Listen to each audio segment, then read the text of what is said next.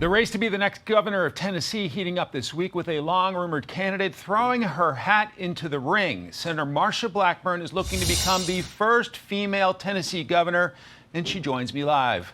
Senator, welcome. Good to see you. Thank you. So you've served the great state of Tennessee statewide since your election to the Senate in 2018. Yes. What's your pitch to be the next governor?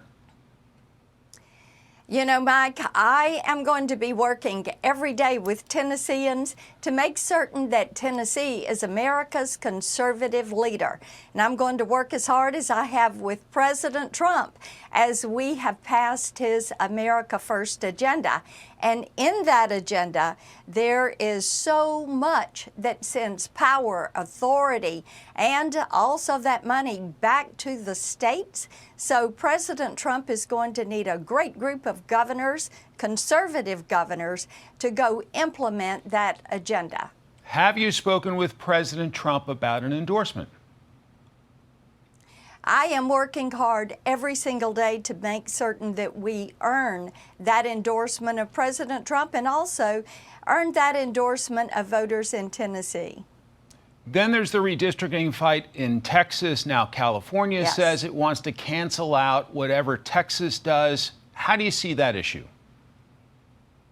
You know what? It is amazing to me that the Democrats in Texas are out here complaining about gerrymandering when for decades that has been their process. Look at how you see the congressional votes in states like Illinois and Minnesota and Massachusetts and California, and they are not proportional to the Republican votes, and the Democrats have gerrymandered for years, and now instead of staying in Texas and fighting, they have run off to Illinois to hide in the high grass with Governor Pritzker, and I think that they should be listening to Barack Obama and stop whining and try to get to work.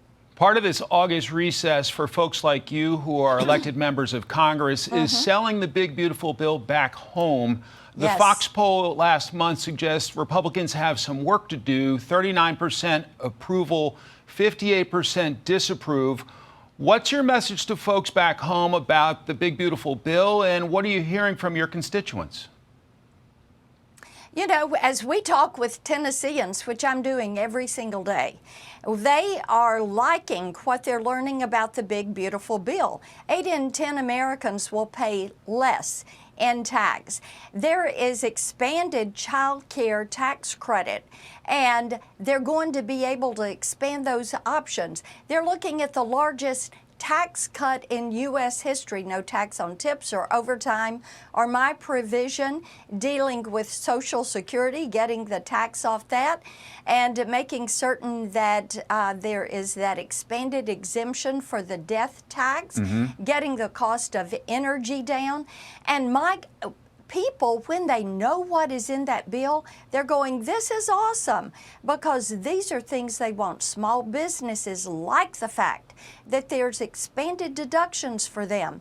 So many people that are looking to buy a new automobile like to know they can deduct that interest on an American-made automobile. So we are working hard on it every day. We're making certain that people know what is in it, that it is going to save them. In Tennessee, they're going to see about a $2,600 savings per family on their taxes. And as I said, my bill on employer-provided child care tax credit, that is expanded child care options for people. So the more they know, the more they like it. It is up to us to work to spread the good news. Finally, you spent a lot of time here in Washington, D.C. as a United States Senator. President Trump is fed up with crime here. I want to play a clip for you, and I'll get you to react, Senator. The crime is ridiculous. I could show you a chart comparing D.C. to other locations, and you're not going to want to see what it looks like. We want to have a great, safe capital, and we're going to have it. And that includes cleanliness, and it includes other things. We have a capital that's very unsafe. As a part-time resident of Washington, D.C., what are your concerns about crime here, and what can be done about it? Well, President Trump is precisely correct when he says that he has the authority to go back in. Congress has that. It is in Article 1, Section 8, Clause 17. And cleaning up D.C., picking up the trash. I mean, the D.C. government is incompetent. They have proven that. They can't clean up the streets, the trash. They couldn't run a food truck if you gave it to them.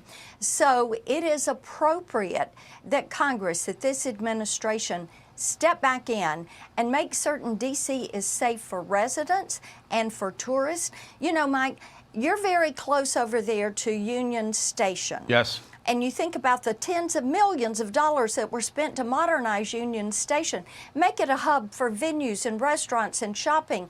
And no tourist wants to go there because of the drugs, because of the gangs that come around that. So making D.C. safe again, President Trump is on the right track. Senator Marsha Blackburn, great to see you. Enjoy your race for governor, and we'll see you back here on Capitol Hill before long.